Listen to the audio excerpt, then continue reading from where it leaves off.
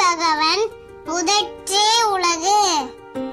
தோன்றிய புகழோடு குமரியில் எழுந்தவர், கோவினை பாடாது பாரினை வென்றவர். மதங்களை சாரா மனிதம் பாடி வேவியர் சிறந்தது அன்பென்றோதி. யாப்பெண் நெருங்கல மாலுமியாகி மசையா ஓங்கு தமிழால் உலகளந்தவர் எங்கள் பொய்யா மொழி, எங்கள் வள்ளுவன் மொழியே. ஓ, திருக்குறளா? பொய்யா மொழி,